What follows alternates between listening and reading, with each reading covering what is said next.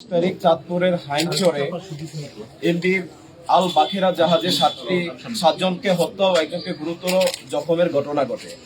উক্ত ঘটনা বিভিন্ন প্রিন্ট ও ইলেকট্রনিক মিডিয়া ও সামাজিক যোগাযোগ মাধ্যমে প্রচারিত হলে তা সারা দেশব্যাপী ব্যাপক চাঞ্চল্য সৃষ্টি করে। পরবর্তীতে উক্ত ঘটনায় জাহাজের মালিক বাদী হয়ে 24 ডিসেম্বর তারিখে একটি হত্যা মামলা দায়ের করে। এই হত্যাকাণ্ডে জড়িত ব্যক্তিদের শনাক্ত ও গ্রেফতারে র্যাবের তৎপরতা বৃদ্ধি করা হয়। এরই ধারাবাহিকতায় গত 24 ডিসেম্বর তারিখে বাগেরহাট জেলায় রাতে অভিযান পরিচালনা করে এই নৃশংস হত্যাকাণ্ডে সম্পৃক্ত আকাশ মণ্ডল ওরফে ইরফান নামক একজন ব্যক্তিকে গ্রেফতার করা হয়। গ্রেফতারের সময় গ্রেফতারকৃত আসামির নিকট হতে একটি ব্যাগ, একটি হ্যান্ডগ্লাভস, আসামির 2টি মোবাইল ফোন, ভিকটিমদের 5টি মোবাইল ফোন সহ সর্বমোট 7টি মোবাইল ফোন, চেতনানাশক ওষুধের পাতা এবং নীল রঙের একটি জিন্স প্যান্ট যেখানে বিভিন্ন জায়গায় রক্ত মাখানো ছিল তা উদ্ধার করা হয়। প্রাথমিক জিজ্ঞাসাবাদে গ্রেফতারকৃত আসামি জানায় সে গত 8 মাস যাবৎ এই জাহাজে কর্মরত রয়েছে। জাহাজের মাস্টার কর্মচারীদেরকে বেতন ভাতা ও বিভিন্ন সুযোগ সুবিধা প্রদান থেকে বিভিন্ন সময় বিরত থাকে এবং সুযোগ সুবিধা প্রদান না করে বিভিন্ন সময়ে নর্মাল বিষয়ে তাদেরকে অতিরিক্ত রাগারাগি করে। এই ঘটনায় সম্পৃক্ত আকাশ মণ্ডল ক্ষুব্ধ হয় এবং এই জাহাজে কর্মরত অন্যান্য সদস্যদের সাথে বিষয়টি আলোচনা করে।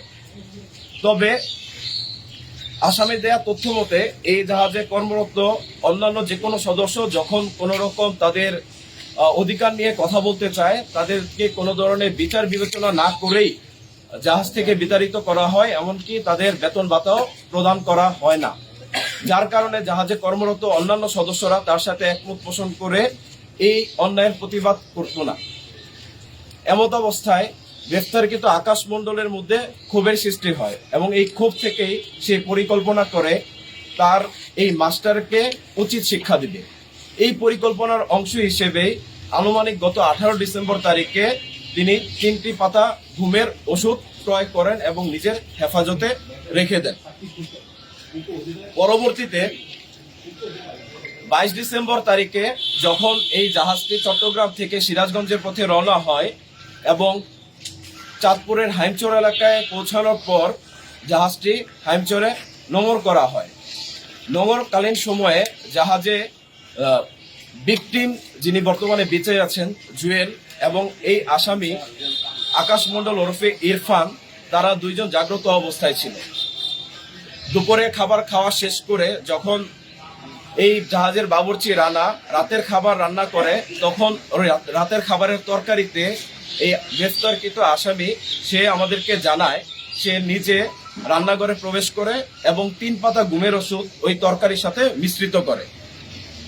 ঘুমের ওষুধের সাথে এই খাবার সেবনের ফলে জাহাজের বাকি যে সদস্যরা ছিল তারা খাবার গ্রহণ করে এবং পরবর্তীতে নিজ নিজ কেবিনে শুয়ে পড়ে। আমাদের গ্রেফতারকৃত আসামি তিনি আমাদেরকে তার স্বীকারোক্তিতে বলেছেন এই সময়ে যখন কেবিনে সবাই শুয়ে পড়ে নোঙর করার পর সর্বশেষ যিনি বেঁচে আছেন ভিকটিম জুয়েল, সে রাত 2টার সময় খাবার গ্রহণ করেন এবং খাবার গ্রহণ শেষে সে তার কক্ষে ঘুমাতে যায়। এর পরবর্তীতে গ্রেফতারকৃত আকাশ ওরফে ইরফান তার পরিকল্পনা বাস্তবায়নের জন্য পায়চারি করতে থাকে এবং এক পর্যায়ে রাত আনুমানিক 3:30টার দিকে সে প্রথমে জাহাজের মাস্টারকে তার কেবিনের ভিতরে গিয়ে একটি চাইনিজ কুড়াল দিয়ে কুপিয়ে হত্যা করে। তার মূলত ক্ষোভ ছিল জাহাজের মাস্টারের উপর, বা জাহাজের মাস্টারকে ডেট করার পর তার কাছে মনে হয় যে এই জাহাজে বাকি যে সদস্যরা আছে সে যদি এখন এখান থেকে পলায়ন করে তাহলে বাকি সদস্যদের দেওয়া তথ্য অনুযায়ী তাকে গ্রেফতার করা হবে। আইন শৃঙ্খলা বাহিনীর গ্রেফতার এড়াতে গ্রেফতারকৃত আকাশ ওরফে ইরফান বাকি সদস্যদের ক্রমান্বয়ে কুপিয়ে হত্যা করে। ভোর আনুমানিক 5:30টার দিকে যখন অন্যান্য নোঙর করা জাহাজগুলো তাদের গন্তব্যস্থলে ছেড়ে যায় তখন এই গ্রেফতারকৃত আকাশ তার এই জাহাজটিকে চালিয়ে যাত্রা করে এবং 1 ঘন্টা জাহাজটিকে চালানোর পর হাইমচরে গিয়ে জাহাজটি আটকা পড়ে।